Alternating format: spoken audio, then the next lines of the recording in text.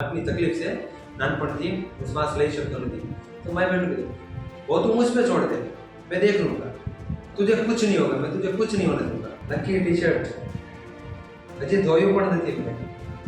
આ જે ઘટનાક્રમ પૂરો થયો પછી મને ખબર પડી કે મારી પર બહુ મોટો દંડ ફાઇન પણ લાગ્યો હતો જે મારી ભાઈએ ભરી દીધો।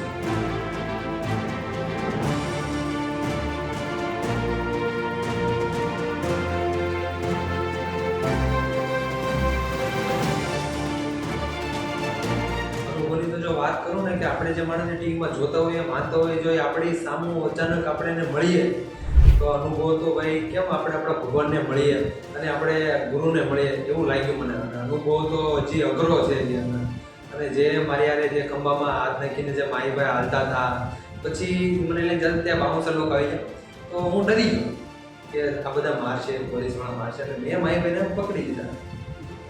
અને પછી તો માહીભાઈ પણ મને પ્રોટેક્ટ કર્યો કેમ ભગવાન અમીના જે ભક્તને પ્રોટેક્ટ કરે મને પ્રોટેક્ટ કર્યો।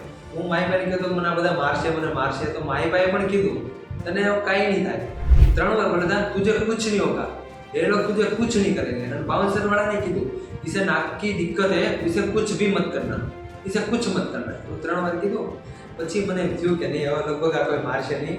માહીભાઈ લાસ્ટ એ હમ દોનો જલ્દ મિલેંગે તો બોલ્યા। પોલીસનું વર્તન તો બહુ સારું। ત્યાંથી મને ડ્રેસિંગ રૂમમાં લઈ ગયા તો બધા સાહેબો બેઠા હતા ને પ્રેમથી પૂછ્યું કે બીજો કંઈ ઈરાદો નથી અને કાંઈ તમારું કંઈ બીજું દોરો નથી એને ચેક કર્યો અને પૂછ્યું કે ભાઈ આવું ના કરાય, પોલીસવાળા આપણે હેરાન થાય અને સાહેબોની વાત પણ સાચી હતી, આવું ના કરાય।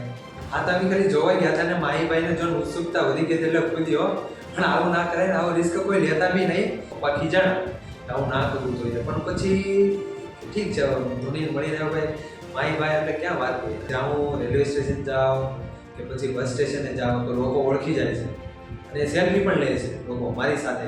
આ આજે દોડી ગયો તો આ પેન્ટ છે, નક્કી ટી શર્ટ હજી ધોયું પણ નથી મેં।